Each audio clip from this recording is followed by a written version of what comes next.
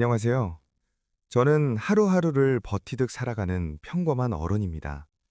오늘 들려드릴 이야기는 제가 많이 아팠던 어느 시절, 제 곁을 단 한 번도 떠나지 않았던 한 아이에 대한 이야기입니다.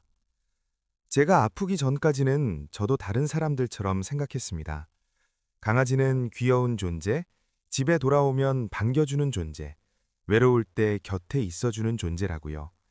그 이상은 깊이 생각해 본 적이 없었습니다. 그해 겨울 몸이 이상하다는 걸 처음 느낀 건 아주 사소한 순간이었습니다. 계단 몇 층을 오르는데 숨이 너무 가빴고 눈앞이 어두워졌습니다. 아내가 물었습니다. 괜찮아? 응, 그냥 피곤해서 그래. 그렇게 말하고 대수롭지 않게 넘겼습니다. 며칠 뒤 병원에서 의사가 말했습니다. 당분간 많이 쉬셔야겠습니다. 얼마나요? 일단은 입원부터 하시죠. 그 말을 듣는 순간 머릿속이 하얘졌습니다. 입원이라는 단어는 남의 이야기인 줄 알았는데 그날은 제 이야기가 되어버렸습니다. 집으로 돌아오는 길, 차 안에서 아내는 말이 없었고 저도 아무 말도 하지 않았습니다. 집에 들어서자 가장 먼저 아이 하나가 달려왔습니다. 꼬리를 흔들며 제 다리에 몸을 부비던 우리 집 강아지였습니다. 야, 조심해! 제가 웃으며 말했지만 아이의 눈빛은 평소와 조금 달랐습니다. 유난히 제 얼굴을 올려다보고 제 옆을 떨어지지 않으려 했습니다.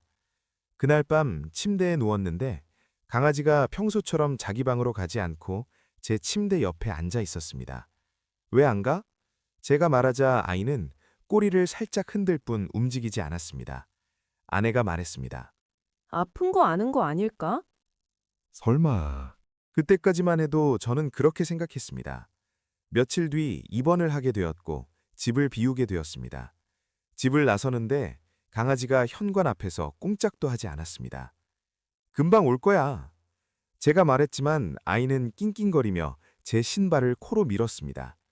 아내가 안아서 떼어놓는데 아이의 발버둥이 유난히 심했습니다. 병실에 누워있는 동안 몸도 마음도 점점 약해졌습니다. 하루는 아내가 면회를 와서 말했습니다. 우리 집 강아지가 좀 이상해. 왜? 당신 옷 위에서만 자고 현관 앞에서 한참을 기다려. 그 이야기를 듣는 순간 이상하게 가슴이 아팠습니다. 퇴원 후 집으로 돌아온 날 문을 여는 순간 아이가 소리를 지르듯 짖으며 달려왔습니다. 그리고는 제 다리에 몸을 기대고 한참을 떨어지지 않았습니다. 알았어, 알았어. 제가 앉자 아이는 제 무릎에 머리를 올리고 가만히 숨을 골랐습니다. 그날 이후로 아이는 변했습니다.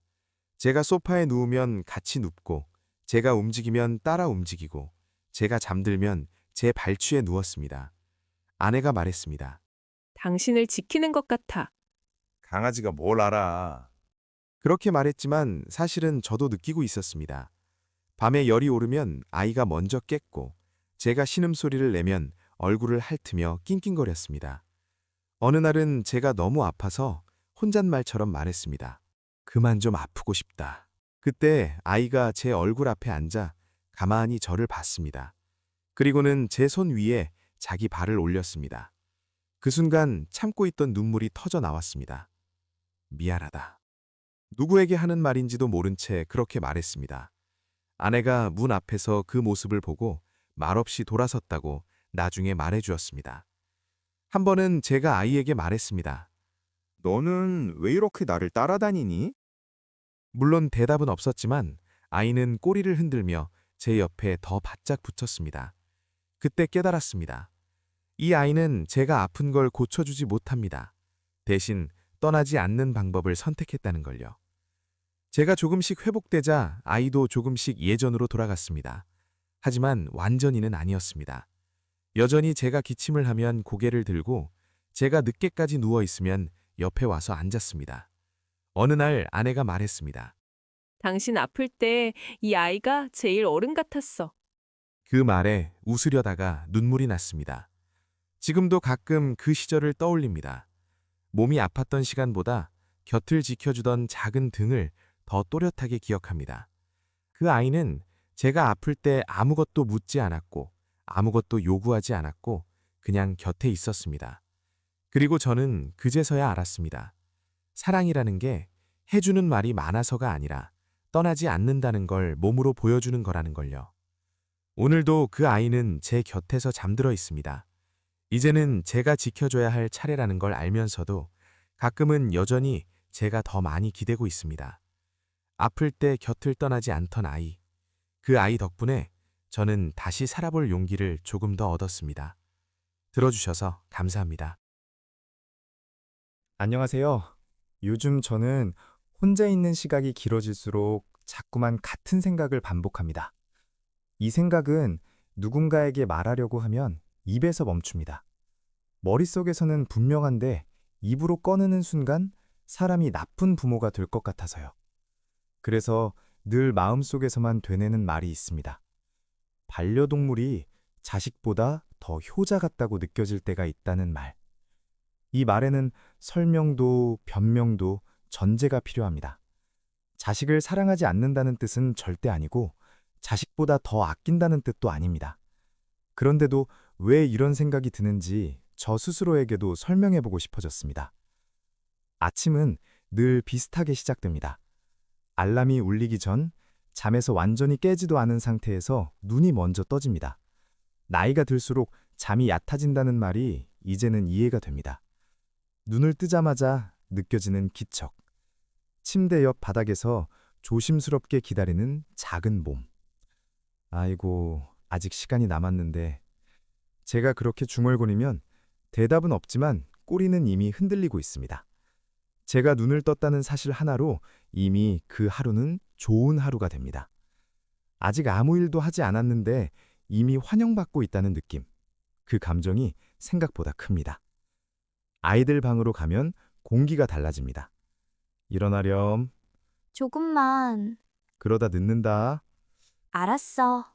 그 말에 진심이 없다는 걸 알면서도 다시 말하게 됩니다. 목소리는 점점 커지고 아침부터 제 표정은 굳어집니다. 속으로는 오늘은 웃으면서 말해야지 다짐했는데 현실은 늘 그렇지 않습니다. 부모라는 역할은 생각보다 체력이 많이 듭니다. 말 한마디에도 신경을 써야 하고 기다려야 하고 참아야 합니다. 그 와중에 반려동물은 제 발치에서 조용히 앉아 있습니다. 제가 양말을 찾느라 방을 헤매면 같이 따라옵니다. 제가 가방을 들면 현관으로 먼저 갑니다. 아빠 회사 가. 아이에게 말하면 고개는 끄덕이지만 눈은 여전히 자기 세계에 있습니다. 이해합니다. 저도 그 나이를 지나왔으니까요. 그래도 마음 한쪽이 조금은 허전해집니다. 현관에서 신발을 신을 때 반려동물은 꼼짝도 하지 않습니다. 제가 나간다는 걸 알면서도 그 자리를 지킵니다. 그 눈을 보면 괜히 말이 나옵니다. 금방 올게. 대답이 없어도 말을 하게 됩니다.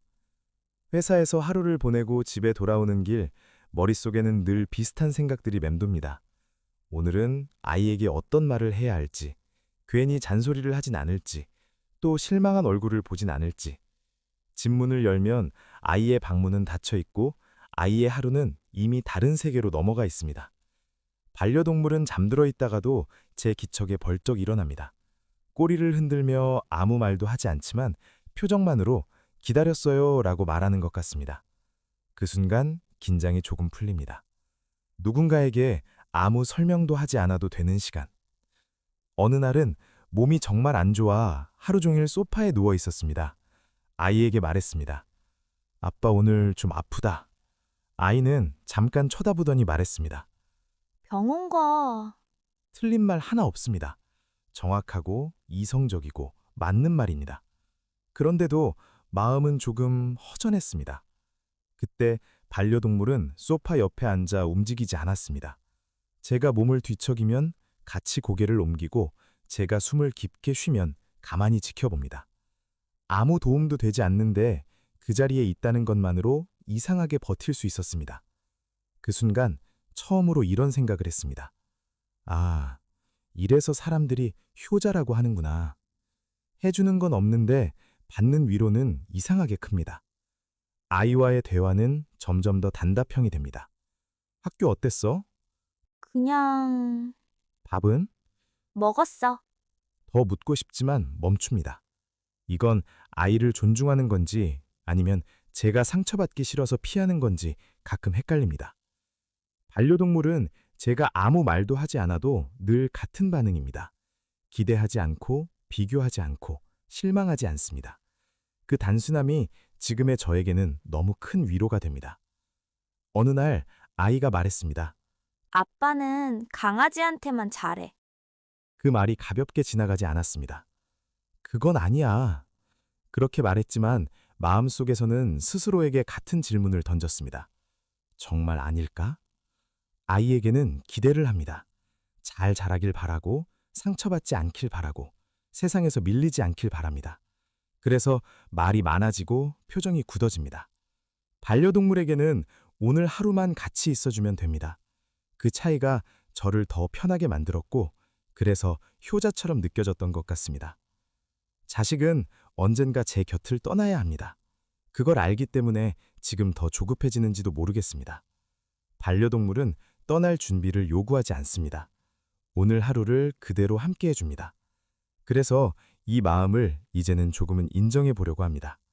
반려동물이 자식보다 효자처럼 느껴질 때가 있다고 해서 그게 잘못된 부모라는 뜻은 아니라고, 그저 지금의 내가 조금 지쳐있고 조금 기대 않을 곳이 필요한 어른이라는 뜻이라고.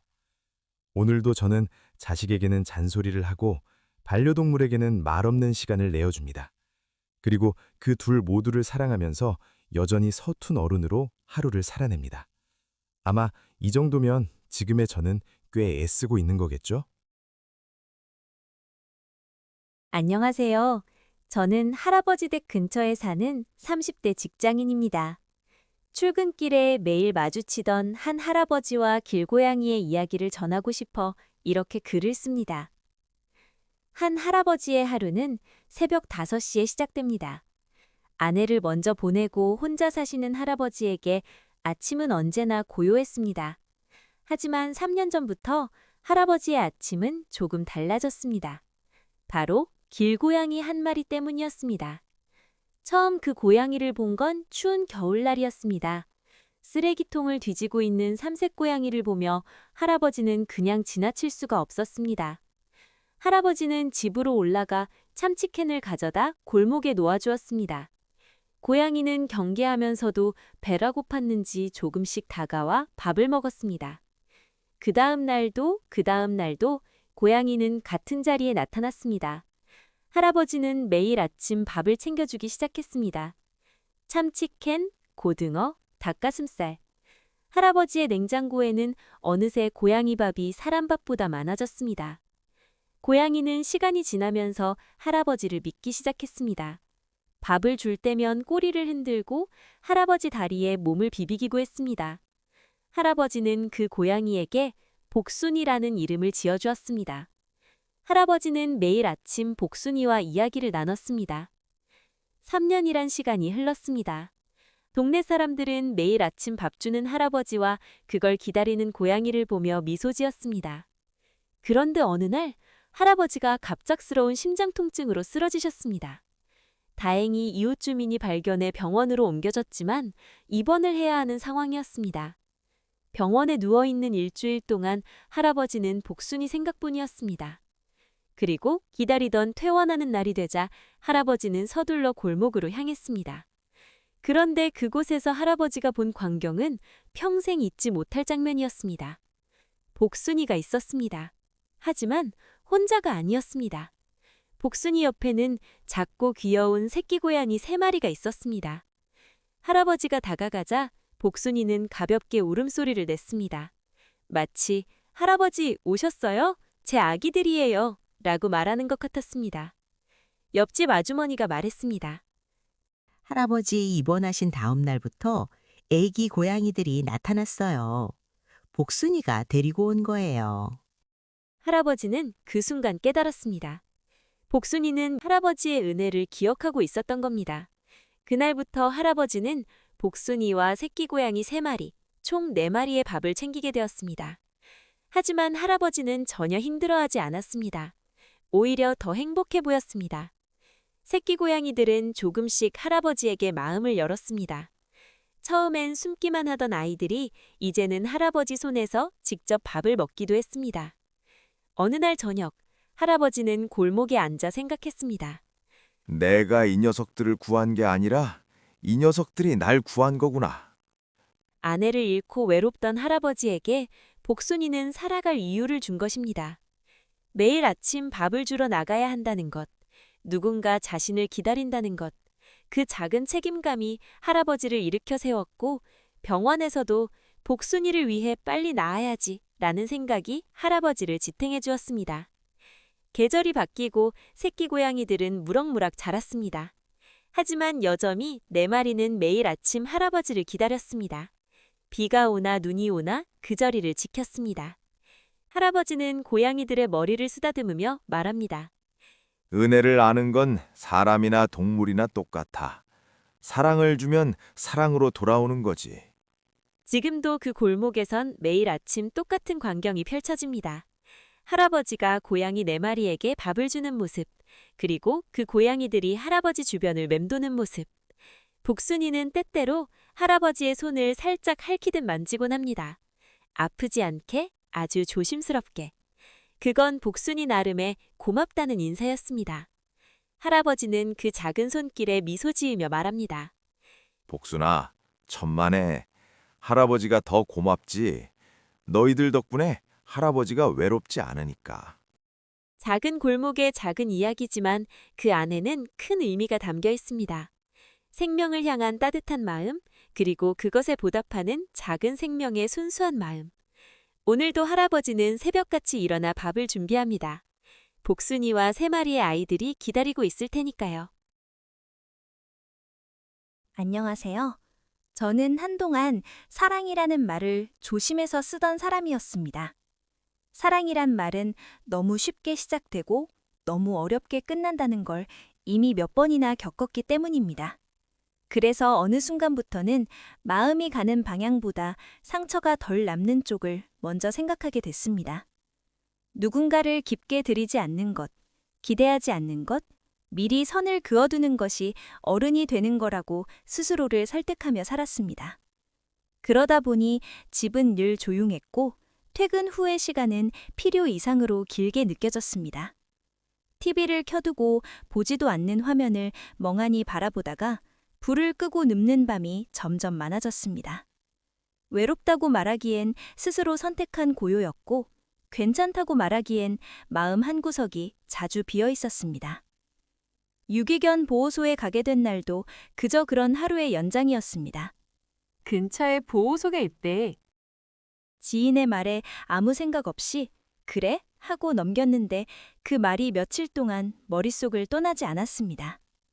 입양을 결심한 건 절대 아니었습니다. 그저 한번 보고 오면 마음이 좀 정리되지 않을까? 그 정도의 이유였습니다. 보호소 문을 열자 공기가 달랐습니다. 짖는 소리, 철장에 부딪히는 발소리, 사람 기척에 한꺼번에 고개를 드는 눈들. 그 시선들이 저를 향하고 있다는 사실이 부담스러웠습니다. 처음 오셨어요? 직원분의 질문에 저는 바로 대답하지 못하고 잠깐 머뭇거렸습니다. 네, 그냥요. 그냥이라는 말 뒤에 아무 책임도 없기를 바라는 사람처럼 말했습니다. 아이들은 저마다 다른 방식으로 자기를 표현하고 있었습니다. 꼬리를 미친 듯이 흔드는 아이, 짖으며 다가오는 아이, 구석에서 아예 눈을 감고 있는 아이. 그 모습들을 보며 속으로 계속 말했습니다. 나는 이 아이들을 책임질 사람이 아니다. 그렇게 마음을 떼어내려 했습니다. 그런데 한 케이지 앞에서 발이 떨어지지 않았습니다. 그 아이는 유난히 조용했습니다. 짖지도 않았고 꼬리를 흔들지도 않았습니다. 그저 가만히 앉아서 저를 보고 있었습니다. 그 눈빛이 이상하게도 어디서 본 것 같았습니다. 저 아이는 어떤 아이예요? 제가 묻자 직원분이 잠시 망설이다 말했습니다. 입양을 몇 번 갔다가 다시 돌아왔어요. 그 말이 제 귀에 오래 남았습니다. 사람을 잘 믿지 않아요. 시간이 필요해요. 그 설명이 아이 이야기이면서 동시에 제 이야기처럼 들렸습니다. 안아보셔도 돼요. 아이를 안았을 때 몸이 단단히 굳어 있었습니다. 기대하지 않는 자세, 실망하지 않기 위해 미리 접어둔 마음. 그 아이는 도망치지도 않았고 매달리지도 않았습니다. 그 모습이 괜히 더 아팠습니다. 그날은 아무 결정도 하지 못하고 집으로 돌아왔습니다. 그런데도 아이의 눈이 계속 떠올랐습니다. 다음 날, 그리고 또 다음 날, 저는 이유를 붙여 다시 보호소를 찾았습니다. 아직 입양 안 갔어요. 직원분의 말에 이상하게도 안도감이 들었습니다. 그때 알았습니다. 이미 마음이 한 발 먼저 다가가 있었다는 걸. 입양하겠습니다. 그 말을 하면서 손이 조금 떨렸습니다. 아이를 집에 데려온 날, 아이는 집 안을 천천히 살폈습니다. 한 걸음, 또 한 걸음. 마치 이 공간이 얼마나 안전한지 확인하는 사람처럼요. 이름을 불러도 돌아보지 않았고 손을 내밀면 살짝 뒤로 물러났습니다. 괜찮아. 그 말을 아이에게 하면서도 사실은 제 자신에게도 하고 있었습니다. 첫날 밤 아이는 현관 앞에서 잤습니다. 문을 향해 채로, 언제든 나갈 준비가 된 자세로. 그 모습을 보고 불을 끄고도 한참을 잠들지 못했습니다. 며칠 동안 아이는 먼저 다가오지 않았습니다. 하지만 제가 아침에 일어나면 같은 공간에 있었고 퇴근에 돌아오면 멀리서라도 저를 보고 있었습니다. 어느 날 제가 몸이 안 좋아 소파에 누워 있었을 때 아이가 제 발치에 조심스럽게 몸을 붙였습니다. 아주 작은 접촉이었지만 그 온기가 생각보다 깊게 가슴으로 들어왔습니다. 그 순간 깨달았습니다. 사랑은 크게 표현하는 게 아니라 떠나지 않는 선택이라는 걸. 확신이 없을 때도 곁에 있어보는 용기라는 걸. 유기견을 입양하며 저는 다시 사랑하는 법을 배웠습니다. 상처가 있는 존재를 고치려 하지 않고 그대로 두는 법. 기다림이 포기의 반대말이라는 걸. 그리고 조용한 동행도 충분히 사랑일 수 있다는 걸요. 아이는 여전히 크게 애교를 부리진 않습니다. 하지만 제가 힘들 때 항상 같은 자리에 같은 자세로 있어줍니다. 그게 제가 다시 사랑을 믿게 된 이유입니다. 그래서 오늘도 저는 아이에게 말합니다. 이번엔 절대 혼자 두지 않을게. 아이에게 하는 말이지만 그 말 속에는 한때 사랑을 두려워했던 제 자신을 향한 약속도 함께 들어 있습니다.